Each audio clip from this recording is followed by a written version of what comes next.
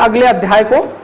Digital model block Bansur project में जुड़े हुए सभी डिजिटल दोस्तों को और डिजिटल सखियों को, साथ में ग्रामीण उद्यमी विलेज लेवल एंटरप्रेन्योर का मैं युवा जागृति संस्थान की तरफ से और गांव वाणी स्टूडियो के माध्यम से आप सब लोगों तक इस डिजिटल प्लेटफॉर्म के माध्यम से इस ऑनलाइन क्लासेज को हम पहुंचा पा रहे हैं। तो मैं आप सभी का धन्यवाद ज्ञापित करता हूं कि आप इस ऑनलाइन क्लासेज से जुड़े हुए हैं। और हम चर्चा कर रहे हैं हमारी क्लास में आज कीबोर्ड के बारे में। अब से पहले हमने आपको बाकी बेसिक इंफॉर्मेशंस बता दी हैं।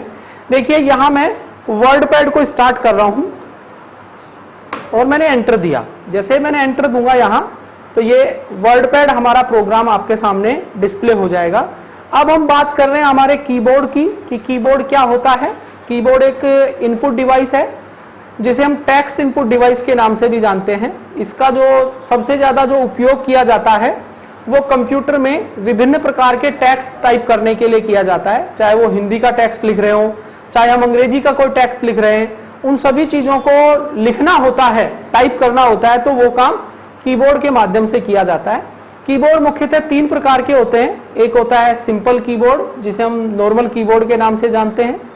दूसरा कीबोर्ड होता है मल्टीमीडिया कीबोर्ड। ये जो आप देख रहे हैं ये मल्टीमीडिया कीबोर्ड है मेरे हाथ में। इसके अलावा एक कीबोर्ड और आता है जिसमें यहाँ ये वायर नहीं होता, ये केबल से जुड़ा हुआ है हमारे सीपीयू में, लेकिन उसमें वायर नहीं होता और एक ब्लूटूथ के माध्यम से वो सीपीयू से डायरेक्टली वर्किंग करता है। उस कीबोर्ड को हम वायरलेस कीबोर्ड के नाम से जानते हैं। तो चलिए हम समय ना गवाते हुए हम आगे अपने अध्याय की तरफ बढ़ते हैं कि कीबोर्ड किस तरीके से यूज किया जाता है, कीबोर्ड में कौन कौन से बटन्स होते हैं और किस बटन का हम क्या उपयोग करते हैं। तो सबसे पहले हमारे इस कीबोर्ड के सबसे कोने में ये बटन बना हुआ है, इसे हम एक्सेप्ट की के नाम से जानते हैं। देखो मैंने यहाँ विंडो की दबाया तो ये एक स्टार्ट मेन्यू ओपन हो गया। मैंने एक्सेप्ट की दबाया तो इससे आपने क्या देखा कि एक स्टेप हम कहाँ चले गए, पीछे। तो एक्सेप्ट का उपयोग एक स्टेप बैक जाने के लिए किया जा सकता है। अब बात आती है यहाँ से F1 से लेकर और F12 तक के ये बटन बने हुए हैं। इन बटनों को कहा जाता है फंक्शन की। अगर आप बात करते हो कि फंक्शन की क्या होती हैं, कीबोर्ड में स्थित वे बटन जिन पर F1 से F12 तक प्रिंट होता है उन्हें फंक्शन कीज का नाम दिया जाता है। इन बटनों का उपयोग विशेष प्रकार के कार्य करने के लिए किया जाता है। जैसे F1 से हम हेल्प ले सकते हैं यहाँ से। अगर आपको किसी फाइल का नाम बदलना हो, जैसे एक आइकन मैंने यहाँ मिनिमाइज किया और किसी फाइल का मैं नाम चेंज करना चाहूँ तो उसे सेलेक्ट करके F2 दबाता हूँ तो डायरेक्टली ये रीनेम किया जा सकता है यहाँ से। तो कहने का मतलब हुआ अल्टर के साथ F4 आप दबा रहे हैं तो किसी प्रोग्राम को आप यहाँ से बंद कर सकते हैं। जैसे ये वर्डपैड ओपन था, मैंने अल्टर के साथ F4 दबाया तो देखो ये कह रहा है do you want to save change document. आपने अगर सेव किया तो सेव हो जाएगा, डू नॉट सेव किया तो ये सेव बिना हुए ही फाइल बंद हो जाएगी। तो इस तरीके से हम इनको यूज कर सकते हैं।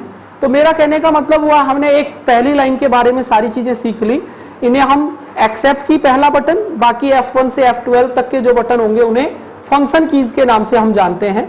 अब अगले बटनों की हम बात कर रहे हैं। यहाँ देखिए ये सेकंड जो रो है उसमें कुछ ऐसे बटन बने हुए हैं जिन पे डबल डबल अक्षर अंकित हैं। यानी डबल अक्षर का मतलब है कि 2-2 अक्षर लिखे हुए हैं। जैसे यहाँ @ और 2, यहाँ हैज और 3, यहाँ डॉलर और 4, यहाँ प्रतिशत और 5। अब आप अगर इन बटनों को डायरेक्टली प्रेस कर रहे हैं तो आप देखेंगे कि अगर इन बटनों को आप सीधे प्रेस करते हैं तो वो अक्षर प्रिंट हो रहे हैं जो बटन के नीचे अंकित हैं।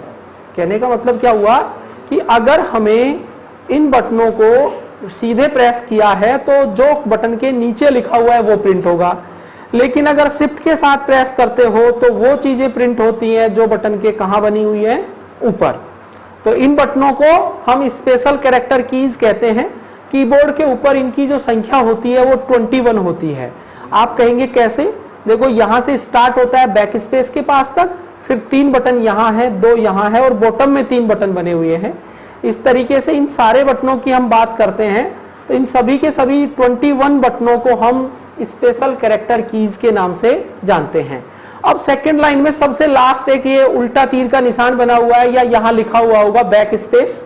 अगर आप इस बटन को प्रेस करते हैं तो लिखे हुए अक्षर 1 बाय 1 करके मिटते हुए चले जाते हैं। इन्हें हम बैक स्पेस की के नाम से जानते हैं। बैक स्पेस का मतलब होता है लिखे हुए अक्षरों को अगर हमें एक एक करके मिटाना हो तो वो बैक स्पेस की के द्वारा मिटा सकते हैं।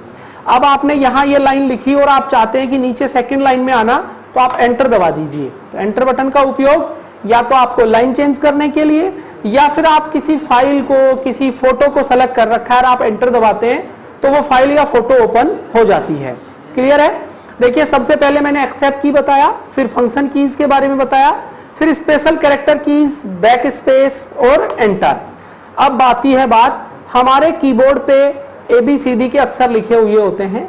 इन कैरेक्टर कीज को, इन जो बटनों को हम कैरेक्टर कीज के नाम से जानते हैं। ABCD के A से Z तक के जो बटन होते हैं वो कैरेक्टर कीज कहलाते हैं।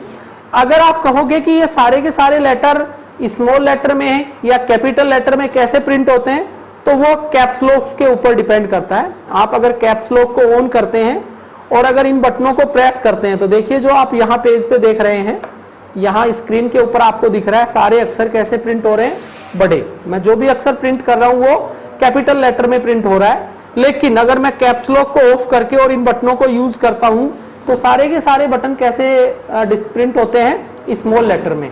तो आप ये चीज अच्छी तरह से समझ गए कि कैरेक्टर कीज की संख्या टोटल 26 होती है A से लेकर Z तक।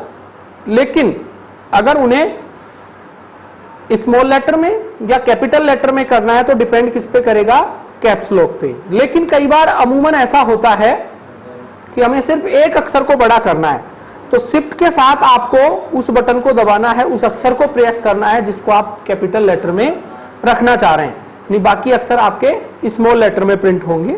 इसी तरह से आप सपोज करो कोई अक्षर आपने लिखा और यहाँ इन अक्षरों के बीच में जगह खाली छोड़ना चाह रहे हो, स्पेस, तो उसके लिए ये कीबोर्ड पे सबसे बड़ा बटन जिसे स्पेस बोला जाता है उसको प्रेस करोगे तो ये आगे की तरफ बढ़ जाएगा। तो ये तरीका था हमारा कि कीबोर्ड में स्पेस बार कैसे काम आता है, कैप्स लॉक कैसे काम आ रहा है, बैक स्पेस कैसे यूज होगा, एंटर बटन को हम कैसे काम में लेंगे। अगर शॉर्टकटली किसी काम को करना हो तो ये कॉम्बिनेशन कीज काम आती हैं। कंट्रोल के साथ A सेलेक्ट ऑल हो गया, अगर कंट्रोल के साथ P दबाएंगे तो प्रिंट होगा, विंडो बटन के साथ R दबाएंगे तो रन विंडो ओपन होगी। यह फंक्शन कीज होती है, फन बटन के साथ में काम आती है। ये सेम इसी तरह से इधर बटन है। अब हम इन बटनों की बात करेंगे जो कीबोर्ड में हमारे इस तरफ बने होते हैं। देखिए ये एरो कीज हैं। एरो का मतलब होता है तीर का निशान। इन्हें कर्सर कंट्रोल की, एरो की या नेविगेशन कीज के नाम से भी जाना जाता है। तो इन एरो के साथ में आप बाईं तरफ आ सकते हैं, ये दाईं तरफ जा सकते हैं। साथ में अगर आपको मिटाना है तो आप बैक स्पेस को यूज करके इनको मिटा सकते हैं। तो ये हमारा कीबोर्ड का यूटिलाइजेशन हो गया। इसी तरह देखो, अगर सूचनाएं जोड़नी है तो इंसर्ट, अगर उन्हें सेलेक्ट करके हटाना हो, जैसे आपने कंट्रोल A करके डिलीट बटन दबा दिया तो भी सूचनाएं यहां से मिटाई जा सकती हैं। ये होता है होम, ये होता है एंड। होम से लाइन के फर्स्ट में, एंड से लाइन के लास्ट में। पेज अप, एक पेज ऊपर और एक पेज नीचे। पेज अप से हम ऊपर चले जाते हैं और पेज डाउन से एक पेज हम नीचे आ जाते हैं। होम और एंड का यूज मैंने बताया, डिलीट और इंसर्ट का मैंने यूज बताया। इधर देखिए ये टॉगल कीज होती हैं। टॉगल कीज का मतलब है कैप्स लॉक, नम लॉक और स्क्रॉल लॉक। ये तीन कीज ऐसी होती हैं जिन्हें टॉगल की के नाम से जाना जाता है। अगर इनको आप एक बार प्रेस करते हो तो इनका प्रभाव आरंभ होता है, दोबारा प्रेस करते इनका आरंभ जो प्रभाव है वो समाप्त हो जाता है। इसलिए इन कीज को हम टॉगल कीज के नाम से जानते हैं। अब बात आती है यहाँ जो लास्ट हमारा ये नंबर्स बच गए, ये नंबर की ऑन और ऑफ होती है। यहाँ से 1 2 3 4 5 6 7 8 9 तक ये नंबर्स लिखे हुए हैं।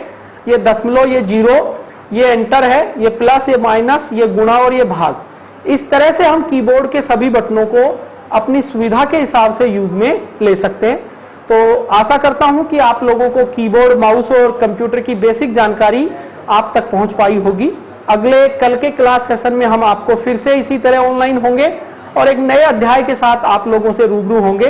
तब तक के लिए आपसे हम विदा चाहते हैं और अगले अध्याय के लिए आपको हम ये कमिट करते हैं कि अगली क्लास में हम नए विषय के साथ आप लोगों के साथ होंगे। धन्यवाद।